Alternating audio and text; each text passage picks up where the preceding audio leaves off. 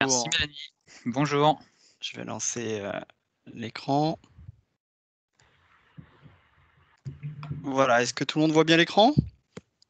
Ouais, On c'est voit bon. l'écran. Très bien, super. Bien, bonjour à vous tous et toutes. Théophile et moi sommes ravis d'être avec vous aujourd'hui. Merci bien sûr à tous les sponsors sans qui tous ces événements ne pourraient pas avoir lieu. Donc merci encore à eux et allez voir tous les services qu'ils proposent.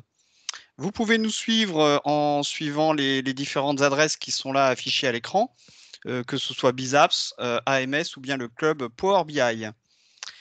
Alors l'objectif de cette session aujourd'hui en 30 minutes, c'est de vous montrer un retour d'expérience réelle d'une PME réelle, qui est celle chez qui on travaille. Et en filigrane de tout ça, c'est comment réinventer finalement la réponse DSI avec la Power Platform. Alors, nous sommes deux pour présenter ça. Je laisse la parole d'abord à Théophile pour se présenter. Théophile Chinine, je suis architecte Microsoft 365 et Power Platform chez Abalone. Moi, mon rôle globalement, c'est de mettre en place et d'imaginer des solutions basées sur Teams, sur SharePoint et sur tous les outils de la Power Platform, et notamment Power Apps et Power Automate. Voilà, et c'est notamment le papa de l'application que vous allez pouvoir voir aujourd'hui. Donc moi, Christophe Coupé, je suis consultant en transformation digitale interne des entreprises de façon globale, c'est-à-dire que j'aide les entreprises à transformer leurs usages, transformer un peu leur manière de travailler en intégrant les outils de Microsoft 365 de façon très globale. Alors, on va regarder plusieurs choses, 4 choses en particulier. On va vous parler du contexte d'Abalone, parce que c'est important de comprendre pourquoi on a fait tout ça. On va vous raconter comment tout le projet s'est déroulé. On va vous faire une démonstration des principales fonctionnalités. Et puis, on va terminer par pourquoi ça permet de réinventer la réponse de la DSI. Alors, premier point, le contexte d'Abalone. D'abord, c'est une PME comme bien d'autres. Nous sommes spécialisés dans l'accompagnement technique et fonctionnel autour des solutions Microsoft 365 de façon très large. On a eu une croissance régulière depuis 2011, date de la création par Patrick Guimonet, que certains d'entre vous connaissent certainement. Au début, il était tout seul, il a vite pris un collaborateur avec lui. Et puis maintenant, on est 25 personnes environ, ça monte régulièrement. Et donc, bien sûr, les effectifs changent, donc les paramètres aussi changent régulièrement. On a deux types de typologies de missions. On a des missions longues, monoclients. Donc là, c'est plutôt tranquille, on va dire. Et puis, on a de plus en plus, au cours de ces dernières années, on a de plus en plus de missions très courtes ou courtes avec plusieurs clients. Donc, il n'est pas rare que parmi nous, on ait des collaborateurs qui ont 5, 6, voire 10 clients par mois et on fait des petites interventions. Alors, évidemment, tout ça, ça a un impact. Notamment, chaque mois, et ça c'est le lot de toutes les entreprises, que ce soit une petite PME ou même les grandes, chaque mois, il faut calculer les salaires, c'est-à-dire combien de jours on a travaillé. Mais ce n'est pas suffisant. Il faut savoir aussi sur quoi on a travaillé, sur quel sujet. Ça, c'est pour la facturation. Alors, au début, pardon, excusez-moi, au début, on faisait la saisie du fameux CRA, hein, le compte rendu d'activité. On faisait la saisie sur un petit fichier Excel. Donc, quand on est mono-client, finalement, c'est plutôt très simple. Et pourquoi pas, quand on n'était pas nombreux, ça passait très bien. Mais maintenant qu'on est de plus en plus avec multi-clients, ça devient très compliqué et on est de plus en plus nombreux. Et là, franchement, ça prend la tête à tout le monde. Ça va être très difficile pour les collaborateurs qui ont plusieurs clients parce qu'il faut bien savoir où on a travaillé, quand, comment, est-ce qu'on a encore des jours, etc. C'est très compliqué à faire. Et puis surtout, pour notre responsable administrative qui est Sophie, Sophie, elle se prend la tête. Comment faire pour gérer tout ça, pour faire la facturation, pour être sûr qu'on ne dépasse pas les devis, etc. Donc, il a fallu trouver une solution. La solution, bien sûr, c'était de digitaliser la saisie des CRA et leur gestion. Alors, pourquoi le faire? Le faire pour 3 raisons. Première raison, c'est simplifier la saisie. Éviter que ça nous prenne 2-3 heures pour faire à la fois le compte-rendu dans Excel, mais aussi générer tous les fichiers Excel pour tous les clients. C'était aussi le deuxième objectif, c'était de réduire les risques d'erreur. Imaginons, j'ai un devis de 10 jours chez un client, il est hors de question que tout d'un coup, j'impute 11-12 jours. Il faut que je le vois arriver en avant et que je puisse savoir combien j'en suis en termes de consommation. Et puis, troisième objectif, c'était d'optimiser l'administration. C'est-à-dire que pour Sophie, toujours, en un seul clic, qu'elle puisse avoir toutes les informations ou qu'on puisse générer les différents documents qu'on envoie aux clients pour signature sans avoir à les faire manuellement. Donc, c'était vraiment ça tout l'objectif. Juste un petit point supplémentaire, Christophe, je me permets de te couper. Vas-y. C'est, en plus, une fois que tous ces CRA sont rentrés de manière, nomenclaturée, enfin, on va dire normée et cetera, ça va pouvoir donner à notre direction aussi, des rapports, et d'avoir une vue globale au niveau de l'entreprise et en fait de prendre de l'élévation par rapport aux données, ce qu'on ne peut pas faire, ou difficilement faire avec, X fichiers Excel par mois. Donc il y a un niveau, on va dire, supplémentaire d'intérêt business et d'enjeux business sur cette application. C'est de pouvoir donner de la hauteur et de pouvoir avoir des rapports sur les facturations, les partenaires, les clients et les consultants. Oui, ce qui était très, très difficile à réaliser avant cette application-là. Donc, et ce qui a changé, vous l'avez compris au fil des années, c'est que notre contexte a changé, notre manière de travailler a changé, la complexité de tout ce qu'on fait a changé. Et puis, il y a une autre chose qui a changé, c'est Microsoft Power Platform, avec la maturité des solutions qui sont arrivées et qui ont vraiment, là, qui nous ont donné la possibilité de faire quelque chose à moindre coût sans que ça coûte des sommes folles. Alors, on s'est dit, tiens, on va explorer ce qu'on peut faire rapidement avec cette solution et c'est ce qu'on va vous présenter maintenant. Il y avait Alors, non seulement la maturité, des produits, mais il y avait aussi la maturité de l'expertise et de l'expérience d'Abalone sur les solutions, où en fait on était plus tout jeune sur le sujet, de la Power Platform et où en fait on connaissait déjà certaines limites et on savait que ça pouvait répondre à notre besoin. Il a juste fallu du coup entre guillemets poker certaines fonctionnalités, mais ça, on va vous en parler juste derrière. Mais il y avait, non seulement la maturité des solutions, mais également la maturité des consultants et de l'expertise qui s'était développée au fil des années. ouais, tu as tout à fait raison d'ajouter ce point-là. On va parler maintenant du déroulement du projet. Alors, c'est vraiment un projet, ce qu'on appelle agile. Alors, c'est pas agile au sens Scrum du terme, on n'a pas été tous en formation Scrum. C'est vraiment de l'agilité en termes de pragmatisme, on va dire. Première étape, c'est qu'on a rassemblé les talents. Ça a l'air bête de dire tout ça, mais en fait, c'est vraiment l'essentiel. C'est-à-dire qu'on a identifié ceux qui connaissent les règles de gestion ou qui ont quelque chose à dire à propos des règles de gestion. C'était notamment Sophie, mais aussi Patrick Guimonet, le fondateur, et Nathalie.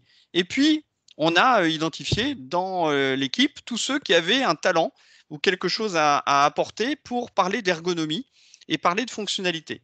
Et ensuite, on a cherché la personne qui avait l'expertise technique pour le faire. Là, c'était Théophile qui a pris en charge ce projet et il pourra vous en parler juste après.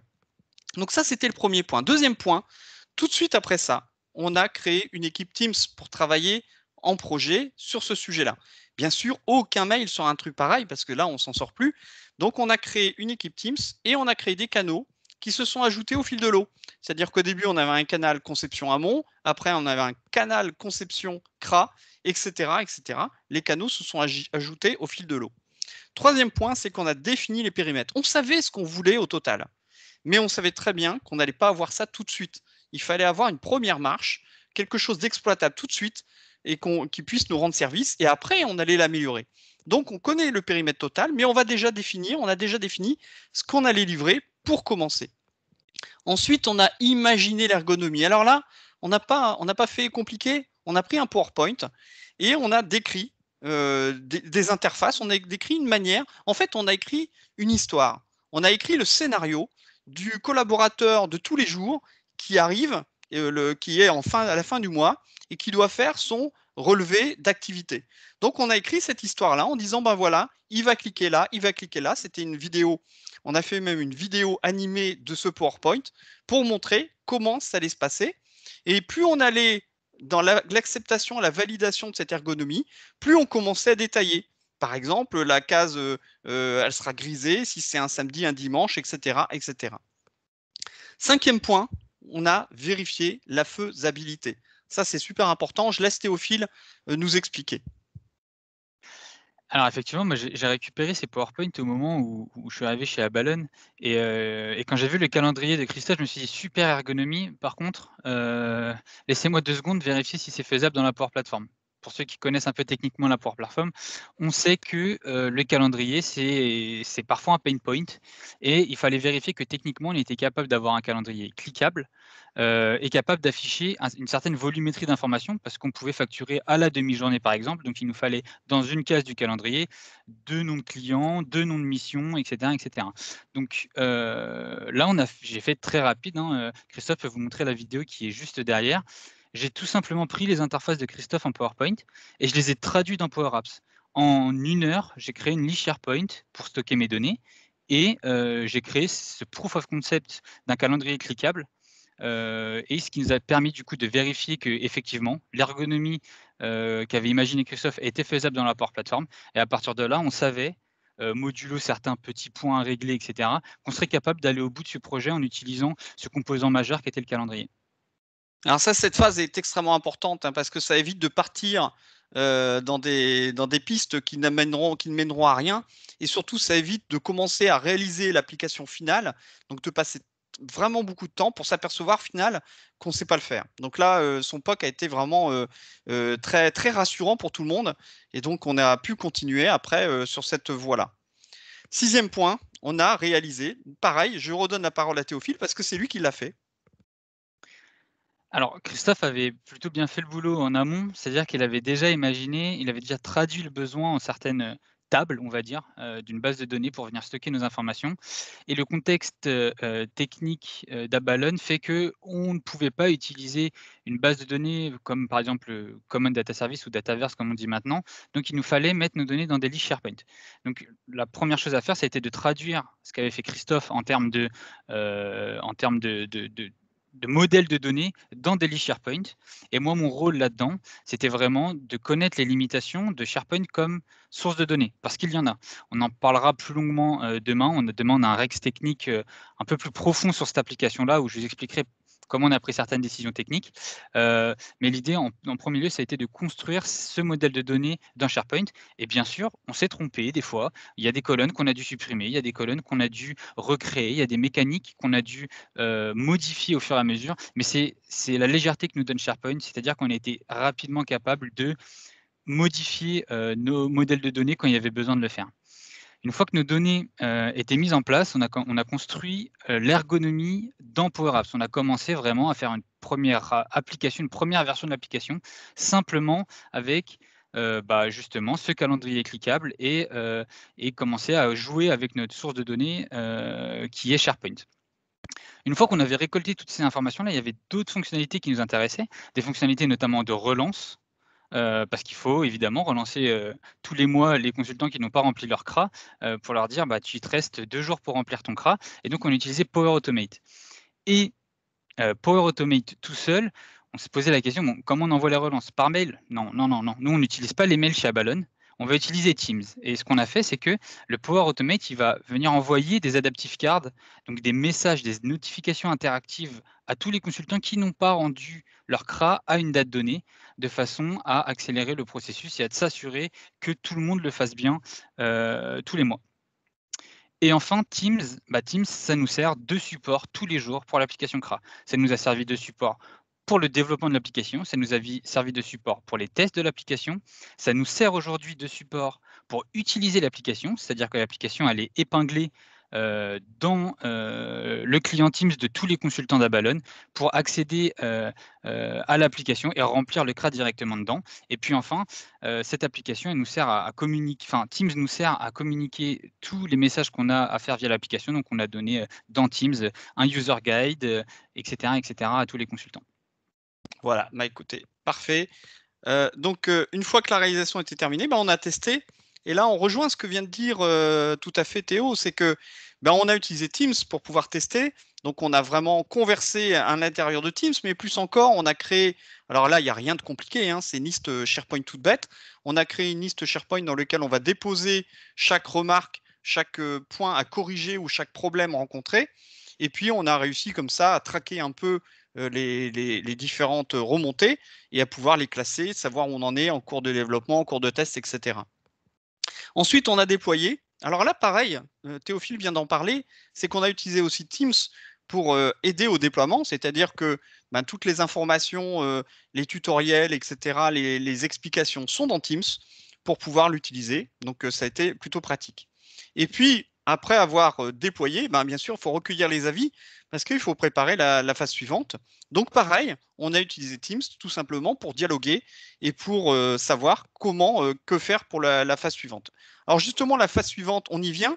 Vous vous souvenez, on avait le périmètre total qu'on voulait faire au début.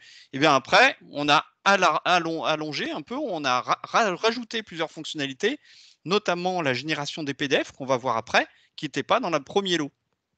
Donc finalement, le circuit qu'on a fait, c'est celui-là, c'est qu'on définit un premier périmètre, on réalise, on teste, on déploie, et on revient pour définir un second périmètre pour pouvoir le faire. Donc ça, c'est vraiment une façon de faire qui est de la pure agilité, on va dire, et c'est quelque chose qui est vraiment favorisé par Microsoft Power Platform, notamment par sa souplesse pour faire les réalisations, et puis comme disait Théophile, ne serait-ce que pour modifier les sources de données.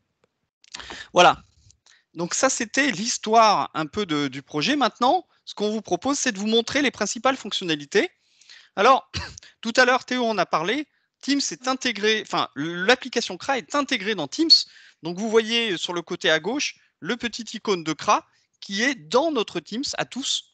Mais il est aussi, quand on cherche CRA, par exemple, dans le moteur de recherche de Teams, on trouve en premier résultat l'application qui arrive en premier résultat.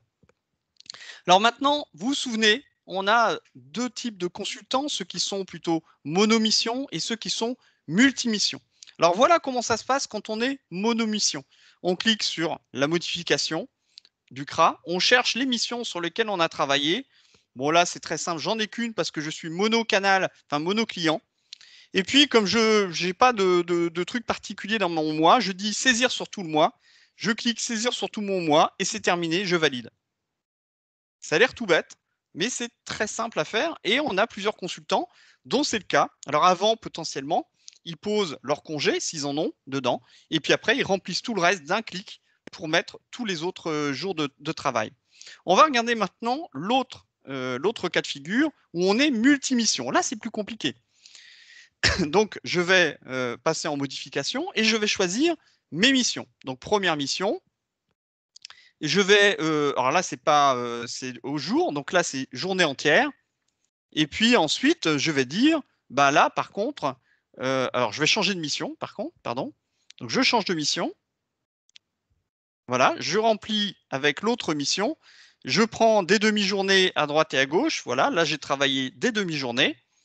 Là, des journées entières. Et puis, j'étais absent. Donc, je prends des RTT.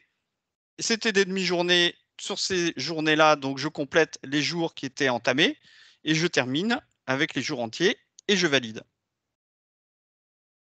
Voilà, là on a terminé la saisie multimission, donc c'est extrêmement efficace et très rapide. En tout cas pour nous qui avons connu l'étape Excel avant, vraiment on est super content de ça. Un autre point qui est assez intéressant en termes d'agilité ici, c'est qu'en plein milieu du déploiement de la première version, on est tombé en confinement. Et là, tout d'un coup, on s'est posé la question de dire, mais quand est-ce qu'on est en télétravail et quand est-ce qu'on est sur place? On a simplement eu une remontée dans Teams disant, Théophile, est-ce que c'est possible d'ajouter le flag télétravail ou pas dans l'application CRA? Et puis on l'a intégré dans notre prochaine version en fait qui sortait. Et puis en fait, justement, en quelques jours, en réaction, en fait, on a été capable d'ajouter ce flag-là hyper rapidement et relativement simplement au final. Ouais, mais c'est un excellent exemple. On le voit à l'écran quand vous voyez le nom de la société avec la petite maison. La petite maison, c'est qu'on est en télétravail et quand c'est un petit immeuble, ça veut dire qu'on est chez client. Ouais, tout à fait intéressant ça. Maintenant, on va regarder, vous vous souvenez tout à l'heure, je disais, on avait pas mal d'erreurs parce que quelquefois, on connaît le nombre de jours qu'on allait faire une suivi manuelle, c'était assez compliqué. Là, pour ça, tout est simple. On a sur le côté toujours le nombre facturé et les jours restants. Et puis, si je veux un résumé total, voici toutes mes missions avec les jours facturés, les jours saisis et les jours restants. Ensuite, on va voir comment on valide le CRA. Parce que là, c'est pareil. Avec Sophie, avec Patrick, notre responsable, on a défini quel est le circuit, c'est-à-dire qu'à partir de quand, par exemple, Sophie va pouvoir lancer le calcul des salaires. À partir de quand, elle va pouvoir saisir la facturation des clients. Donc là, on a tout un système on va dire de statut. Et en tout cas, pour démarrer, pour valider, on va cliquer sur le petit signe d'envoi qui est ici. Voilà. Et puis voilà, le CRA a été validé, il a été soumis. Et en parallèle de ça, Théophile nous en a parlé tout à l'heure, on a une notification qui apparaît ici sur l'écran en disant que le CRA de octobre 2020 a été soumis. Et ensuite, on peut dialoguer autour de ça. C'est-à-dire que quelquefois, il nous arrive encore de faire des erreurs.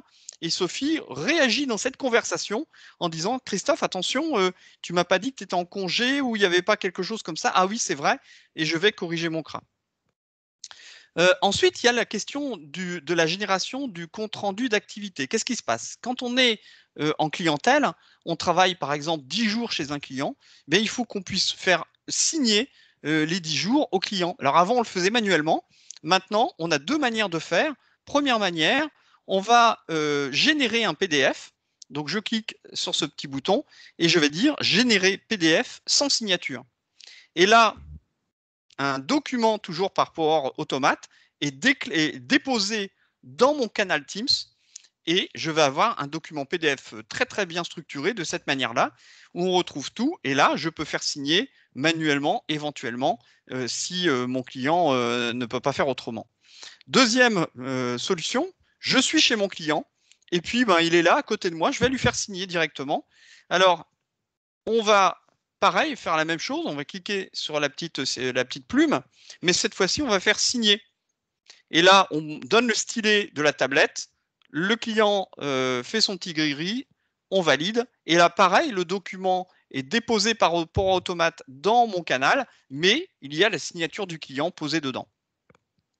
Ensuite, dernier point, il y a le côté administration. Sophie doit avoir une vision totale sur tout ce qui se passe dans le CRA. Alors, on a cette petite roue qui apparaît que pour elle, et puis elle peut s'impersonnifier, c'est-à-dire qu'elle peut prendre la casquette de quelqu'un d'autre, par exemple quelqu'un qui est malade, pour pouvoir remplir son CRA à sa place s'il n'est pas là. Et puis, ce qu'on voit là à l'écran, c'est la possibilité de déverrouiller un CRA. S'il a été validé mais qu'il y a une erreur, il faut pouvoir le changer, on va pouvoir le dévalider, et ça, c'est Sophie qui peut le faire. Voilà, pardon, excusez-moi, c'était la présentation de toutes les fonctionnalités. Maintenant, on va arriver à la conclusion, c'est les grands enseignements de ce qu'on a vu. D'abord, on voit tout de suite que ce sont des solutions puissantes. Hein. Quelquefois, on ne se rend pas compte de ce qu'on est capable de faire avec Power Apps. Vous l'avez vu, vous avez vu un exemple. Il y a tout ce qui est infrastructure de données qui est super légère avec SharePoint. Théophile en a parlé. Il y a bien sûr les charges de réalisation qui sont réduites et donc, bien sûr, le coût réduit et des délais qui sont beaucoup plus courts. Et puis, il y a les compétences techniques qui sont plus légères qu'en développement classique. Et ça, on le constate chez nos clients. Ça rend Power Apps accessible au métier directement et pas forcément à des experts en développement. Et puis, bien sûr, il y a toutes les solutions mobiles. Alors là, pour le coup, il n'y avait pas vraiment objet parce que c'était quand même une interface assez compliquée. Mais Power Apps permet de faire des applications smartphone et tablettes. Et puis, surtout, c'est un mode vraiment projet agile. Tout ça, c'est facilité par Power Platform, mais c'est même recommandé. C'est-à-dire que c'est vraiment comme ça qu'il faut le faire parce que c'est hyper plus simple et c'est vraiment plus simple. Et surtout, ça permet d'être plus près du vrai besoin. Maintenant, il y a des précautions à prendre et là, je laisse la parole à Théophile. Alors effectivement, tout à l'heure, je vous parlais du niveau de licence, en disant qu'on était tous standards. Ce qu'il faut savoir, c'est qu'il faut bien connaître les possibilités avec son niveau de licence. Vous avez des plans Office 365, entre guillemets, classique entreprise, vous êtes en standard. Vous avez des licences Dynamics, vous êtes plutôt en premium. Est-ce que votre entreprise vous permet l'acquisition de certaines licences premium? Pourquoi est-ce que c'est important? Parce que ça va conditionner notre source de données. Est-ce qu'on va plutôt partir sur du SharePoint ou est-ce qu'on va plutôt partir sur du Datavex? Et puis, en fonction de cette source de données, on va être capable d'adresser des besoins plus ou moins complexes. SharePoint n'est pas une source de données relationnelle, Datavex l'est, et donc de ce fait, on va être capable d'adresser des besoins plus ou moins complexes en fonction du niveau de licence. Théophile, je me permets juste de te couper un Oui. instant pour vous dire qu'il vous reste 5 minutes Oui. et qu'il y a déjà 4 questions dans le chat. Ça marche, on a merci. presque fini. Ça rejoint donc le niveau volumétrie rejoint directement ce que je disais avant.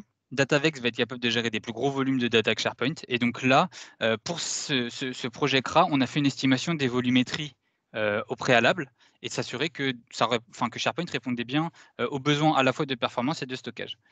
Enfin, un des points qui est vraiment clé, c'est l'accessibilité des Power Apps. C'est-à-dire qu'aujourd'hui, vous ne pouvez pas ouvrir une Power App sur Internet et permettre à tout le monde de l'utiliser. La plupart du temps, il faut que les utilisateurs soient internes à l'entreprise. Il y a effectivement des possibilités avec des invités, mais ça reste limité. On va plutôt utiliser des Power Apps pour un usage interne. Connaître les limites, alors oui, connaître les limites, c'est important et c'est pour ça qu'on a besoin d'avoir une expertise sur le sujet avant de se lancer dans un projet. Certaines choses ne sont pas faisables ou alors sont faisables qu'à partir d'un certain niveau de licence. Et donc, il faut savoir dire non assez vite parce qu'avec Power Apps, on va être capable de s'approcher de ce qu'on veut faire, mais de ne pas être capable de, entre guillemets, conclure et de passer la dernière marche. Mieux on connaît le produit, mieux on connaît les limites et plus le projet se passera bien parce que du coup, on ne fera pas de fausse route. Et ça, il y a eu plusieurs sessions sur la gouvernance de la Power Platform dans cette conférence. C'est un sujet qui est très, très important. Tous les utilisateurs disposant d'une licence Power Apps ou d'une licence Power Automate pour en utiliser ont la possibilité d'en créer. Et ça permet le citizen development, mais ça permet également aussi, entre guillemets, des dérives sur la plateforme avec énormément d'applications de tests qui sont créées, par exemple. Et donc, ce qui est très important au niveau Power Platform, c'est d'être capable d'avoir une vision sur son environnement Power Platform à l'échelle de son tenant et de mettre en place une gouvernance de la Power Platform. Voilà, donc dernier point, et après on a fini, c'est maintenant l'entreprise doit se positionner par rapport à tout ça, et la DSI en particulier, s'il y a une DSI, c'est d'abord, est-ce qu'on va investir dans cette technologie, oui ou non? Déjà, c'est un point super important.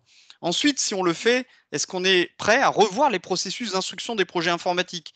On sait bien que pour beaucoup de DSI, le processus, c'est donnez-moi votre cahier des charges avec 200 pages, et après on va l'étudier, on vous dira si on sait le faire. Là, on n'est plus du tout dans ce cas-là, c'est-à-dire qu'on a une envie, un besoin, et on va l'instruire tous ensemble, on va travailler tous ensemble. Ce qui fait venir sur l'agilité, est-ce que vous voulez utiliser toutes les méthodes agiles sans aller jusqu'à Scrum, des méthodes agiles très, très académiques, hein, simplement travailler ensemble, déjà c'est déjà de l'agilité. Et puis, Théophile vient d'en parler, le citizen development, est-ce que vous voulez l'interdire ou l'accompagner plutôt? Ça, c'est une décision à prendre et une position à prendre avec des inconvénients et des avantages dans les deux cas. Donc, en conclusion, ce que ça apporte et ce qu'on voulait vous montrer, c'est que maintenant, grâce à la Power Platform, vraiment la digitalisation des processus et des métiers, maintenant, elle est accessible aux petites et aux grandes entreprises, mais aussi aux petites surtout. Et c'est ça qui est vraiment nouveau avec cette technologie. On a terminé. Si vous avez des questions. Super. Bah, écoutez, il y a déjà 4 questions dans le chat. Oui. Est-ce que vous les avez ou est-ce que je vous les redonne? Oui. C'est bon, je les ai là sous les yeux. Tu les as sous les yeux? Nickel. Ouais. Alors du coup, la première, c'est Didier Altit qui nous demande, les clients, les consultants monomission, est-ce qu'on ne pourrait pas pré-remplir leur CRA à l'avance parce qu'on sait qu'ils sont monomission? C'est une excellente idée qu'on pourrait déjà intégrer dans le backlog. Donc, on pourrait vous inviter en guest sur notre Teams et pour que vous puissiez rajouter l'élément dans la liste SharePoint. C'est une bonne idée, c'est faisable. Et comme on le disait, on a commencé par quelque chose de très pragmatique. Donc, on a commencé par une version où tout le monde remplit ses CRA, mais ça peut être clairement une évolution envisageable. Merci d'être monté en cours de route. Je crois que c'était sur la préparation du workshop. Tu as été d'une grande aide. Je pense que toi, tu en as déjà fait, c'est ça? Hop là, c'est bon. Du coup, la deuxième question. Entre-temps, tu l'as fait. Non, attends. Ok. Par contre, j'ai désactivé à tout le monde. Ah! C'est bon, je unmute, c'est bon. Ouais, ok, c'est bon. J'avais désactivé à tout le monde du coup. Je prends rapidement les trois questions. Stratégie utilisée pour signer, c'est très simple, c'est un contrôle image. Ce n'est pas une signature qui ait une valeur probante officielle. Ce n'est pas du DocuSign, ce n'est pas ce type de solution. Mais pour nous, ça nous suffit dans le sens où c'est simplement, entre guillemets, une formalité de faire signer le CRA par le client. Et on n'a pas besoin d'avoir un certificat de validité au niveau de la signature. Ce qu'on garantit juste à nos clients, c'est que leurs signatures ne sont pas stockées dans nos systèmes. Le temps pour développer l'application, une première version qui a été capable d'être sortie en une vingtaine de jours. Après, il y a eu beaucoup d'allers-retours, il y a eu beaucoup de décisions qui ont été prises une fois avoir vu des fonctionnalités. Ça fait partie aussi de l'agilité de la Power Platform, de pouvoir faire ça. Donc une vingtaine de jours, et pour arriver au résultat que vous avez vu en démonstration aujourd'hui, on est plutôt dans du 30 jours à peu près, 30 jours de développement et de conception. C'est ça qui est important aussi, c'est que dans ces 30 jours, il n'y a pas que du développement, il y a aussi de la conception avec Christophe et avec les différentes parties prenantes. Et la dernière question, d'avoir des compétences diverses pour bien faire les choses, UX, gestion de données, gestion des projets IT. Alors, la réponse est entre guillemets oui, parce que effectivement, vous avez de la gestion de base de données, de la modélisation de données pour bien faire les choses. Une application qui est bien faite, mais pas très belle et pas très UX, ne sera jamais adoptée. Donc effectivement, il y a des petites compétences d'UX à avoir. Que je n'ai pas, vous pouvez trouver des inspirations sur Internet, par exemple, ou avoir quelqu'un comme Christophe qui va vous faire toute l'ergonomie en avance et vous n'avez plus qu'à reproduire. Et dans ces cas-là, c'est vraiment top. Et gestion de projet IT, effectivement, pour gérer des déploiements d'une version à une autre alors que l'application est en prod, ça nécessite quand même un petit peu de connaissances. C'est clairement une application qui n'aurait pas pu être faite par des citizen développeurs, c'est assez avancé. En revanche, on a plein d'autres success stories à raconter sur des petites applications et des petits pain points qui sont, on va dire, soulagés par des citizen développeurs. J'en ai vu quelques-uns là dans les attendees, donc ils se reconnaîtront. Mais effectivement, on n'est pas obligé d'être expert sur tout ça pour commencer à faire de la Power Platform.